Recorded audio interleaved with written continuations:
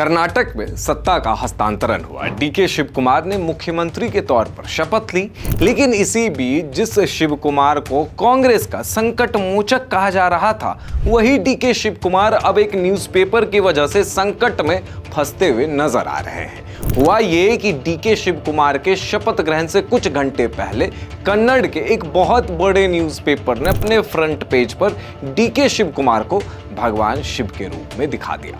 Newspaper का नाम है विश्ववाणी। इन्होंने अपने मुख्य पन्ने पर एक विवादित स्केच छापा। इस तस्वीर को जब आप देखेंगे तो हूबहू भगवान शिव के रूप में डीके शिव कुमार को दिखाया गया है। उनके सिर पर जटाएं दिखाई गई है, उन्हें बाघ की खाल पहनाई गई है, उनके हाथों में त्रिशूल और डमरू भी दिखाया गया है। और हद तो तब हुई जब इस अखबार के editor in chief Vishweshwar Bhatt ने अपने सोशल मीडिया पर इस फ्रंट पेज की तस्वीर शेयर कर दी और लिखा कि विश्ववाणी पेज 1 टुडे।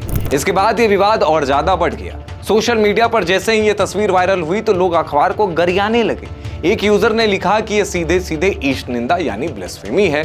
दूसरे यूजर ने कहा कि अगर किसी और धर्म के पूजनीय पात्र के साथ ऐसा होता तो अब तक बवाल हो चुका होता। कई लोगों ने इसे चापलूसी भी बताई। वैसे ये सवाल जरूरी है कि क्या डीके शिव कुमार को भगवान शिव के रूप में ना दिखाकर किसी अन्य समुदाय के वेशभूषा में दिखाया जाता तो अभी तक पूरा कर्नाटक जल रहा होता, दंगा फसाद हो चुका होता। लेकिन नहीं, आसान है इस देश में सनातन और सनातन आस्था को ठेस पहुंचाना।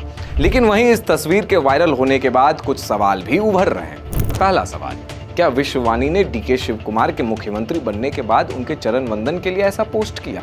क्या कांग्रेस का हाथ इस वायरल तस्वीर के पीछे है?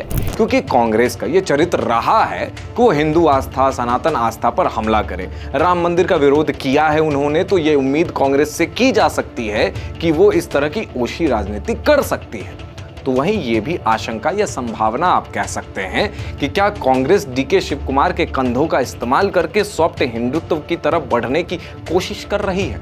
सवाल कई हैं, लेकिन इसका जवाब तो सिर्फ और सिर्फ विश्ववाणी न्यूज़पेपर ही दे सकता है। वैसे कांग्रेस के संकट मोचक डीके शिव कुमार के ऊपर शपथ लेते ही संकट के बादल छाए हुए हैं। आपको बता दें कि कन्नड़ अखबार ने जो चरण वंदन का एक नमूना पेश किया है वो कोई नया नहीं है। इंडिया टुडे की अक्षिता जब 31 मई को डीके शिव कुमार से मुलाकात करने जाती है तो डीके शिव कुमार को किंग ऑफ कर्नाटक कहा जाता है। वैसे पत्रकार अक्षिता ने तो सिर्फ किंग ऑफ कर्नाटक कहा, लेकिन विश्ववाणी ने तो सीधे कैलाशपति ही घोषित कर दिया। वैसे अब देखना ये होगा कि अब डीके शिव कुमार को क्या क्या बनाया जाता है।